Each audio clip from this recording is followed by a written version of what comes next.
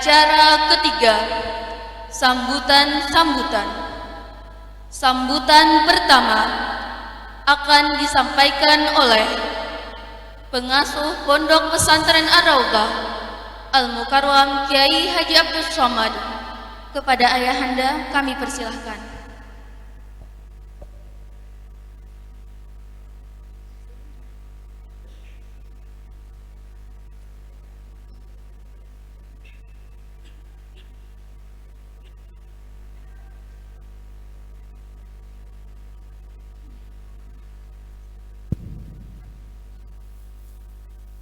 Assalamualaikum warahmatullahi ta'ala wabarakatuh. Alhamdulillah wassalatu wassalamu ala rasulillah wa ala alihi wa sahbihi ajma'in.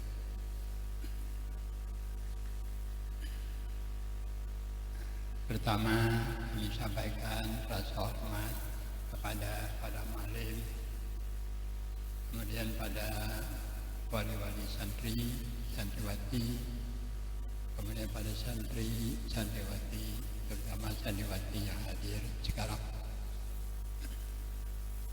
Mudah-mudahan Allah memberikan rahmat kepada kita sekalian dalam hal menempuh kehidupan kita di masa depan.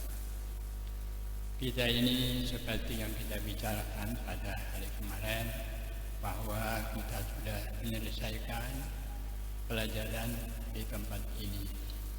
Tetapi itu bukan berarti bahwa kita sudah selesai dalam menuntut ilmu, karena kita menuntut ilmu itu seperti yang kita ingatkan, minal mahdi ilal lahdi, dengan berarti bahwa kita itu sampai tua masih harus belajar, karena dengan belajar itulah Islam terus berkembang. Kita ingin supaya agama Islam itu tetap, maka dasar yang pertama dalam Islam itu adalah ilmu, dan kedua amal. Dengan adanya amal itu Islam nampak, dan dengan ilmu Islam itu jadi benar. Ilmu menurut yang diajarkan oleh Islam, yaitu ilmu yang ada pada Quran dan hadis Nabi. Ada santriwati, orang tua santri, orang tua santriwati, kami menyampaikan banyak maaf pada orang tua santriwati bila mana kami ada kekurangan dalam hal memberikan pelajaran. Walaupun sebenarnya kami sudah berusaha sedapat mungkin untuk memberikan pelajaran, terutama di saat corona begini rupa. Orang lain tidak belajar, kita belajar. Itu berarti para mu'alim telah mengusahakan sesuatu yang luar biasa. Tetapi kita tahu bahwa manusia itu tidak ada yang sempurna. Maka kami para mu'alim menganggap bahwa kami banyak kekurangan dalam hal menyampaikan, maka pada orang tua santriwati kami menyampaikan banyak maaf atas kekurangan kami. Kemudian santri yang akan menyelesaikan pelajaran di sini, itu ada dua hal yang dijumpai. Pertama, pulang kampung, yang berarti dia selesai dalam pelajaran. Yang kedua, melanjutkan pelajaran. Melanjutkan pelajaran itu ada kalanya pada pesantren yang lebih besar, pesantren yang lebih tinggi, atau pada perguruan tinggi. Nah, alhamdulillah rencana kita pada tahun ini mengadakan perguruan tinggi ilmu syariah, EAN syariah. Mudah-mudahan mereka yang tidak melanjutkan pada madrasah, pada pasien lain, dapat menetap di sini mengikuti pelajaran kuliah ilmu syariah. Dengan niat itu yang berarti belajar. yang menjadi harapan kami seperti orang-orang dahulu kalau berceramah Ramadan waktu pagi ingatkan tidak setiap mereka berceramah itu membawa kitab ulama yang kami undang untuk ceramah Ramadan pagi hari. Mereka biasanya bawa kitab, ada Anwar, Duratul Nasihin yang dibaca. Yang sekarang Duratul Nasihin itu dianggap kurang layak. Tetapi orang-orang dahulu menggunakan Duratul Nasihin untuk ceramah di mana-mana. Itu masih kita ingatkan.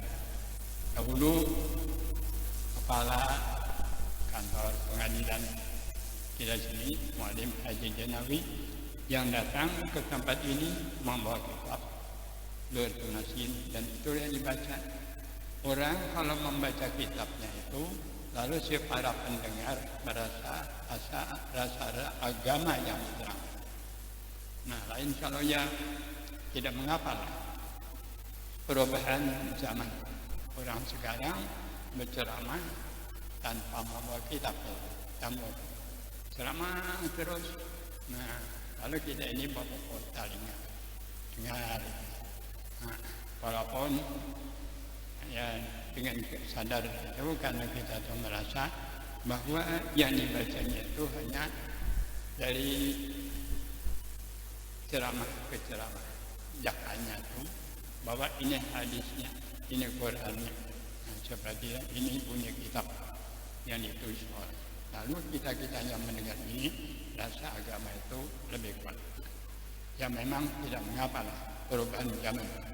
Pengalaman kita waktu muda itu kalau setengah 6 maghrib itu sudah ada orang yang dilanggar kami.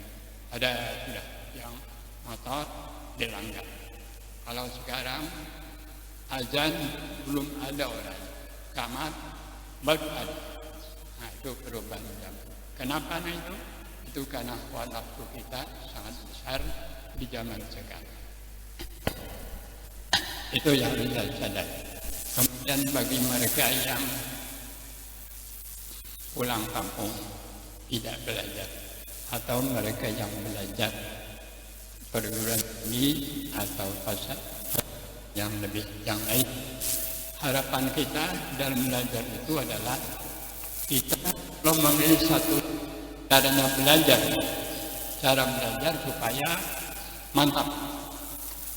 Umpamanya kita belajar tentang wahdaniyat, belajar sendiri atau saran dari guru kami dahulu supaya kita kuat belajar sendiri sambil belajar sekolah. Kita umpamanya belajar tentang wahdaniyat, lalu kita baca kitab tauhid beberapa macam, 4 atau 5 macam kitab tauhid, kita baca tentang wahdaniyat, lalu kita banding-bandingkan. Dengan demikian karena kita banyak membaca, kita akhirnya mendapat ilmu yang kuat. Itu caranya kalau kita itu mau belajar ilmu kuat. Dan kita itu tidak salah. Karena kita dengan membanding-banding belajar satu kitab kepada kitab itu, kita akan mendapat ilmu yang kuat dan Tuhan memberikan rahmat kepada kita. Karena rasa kuat ilmu. Nah, itu caranya kalau kita mau belajar dengan baik. Kalau cuma membaca satu kitab, kadang-kadang kita itu salah memaham. Banyak sekarang orang tidak sembahyang. Banyak orang sekarang meninggalkan langgar atau masjid dengan dalih macam-macam. Karena ilmunya kurang. Karena ia cuma membaca satu kitab, merasa itu benar dan tidak membanding pada kitab-kitab yang lain. Nah, itulah sebabnya langgar masjid kelihatannya tidak banyak orang yang datang ke situ. Ada orangnya sehat. Kalau sakit ya tidak menjadi masalah. Yang sehat tidak kelanggar. Lain dahulu waktu kita masih muda langgar kami penuh. Karena yang datang, yang tua, yang muda sama datang. Masjid kami Sungai Banar waktu aku masih muda, kalau jam 11:30 itu tidak ada yang masuk, semuanya sudah di dalam. tidak ada yang di luar, semuanya sunyi mendengar pembacaan secara pribadi. Nah, lain zaman sekarang jam 12 masih ada di luaran. Nah, itu ya perkembangannya. Jadi kepada santri wati yang ada, kami mengharapkan peliharalah agama dengan sebaik-baiknya. Pelihara agama dengan menjalan, membaca Quran, membaca hadis yang jadi ilmu, itu kita amalkan dengan sebaik-baiknya. Mudah-mudahan Allah memberikan rahmat pada kita sekalian. Inilah sesuatu yang kami dapat sampaikan. Ada santri batik, semoga ada faedah. Wassalamualaikum warahmatullahi wabarakatuh.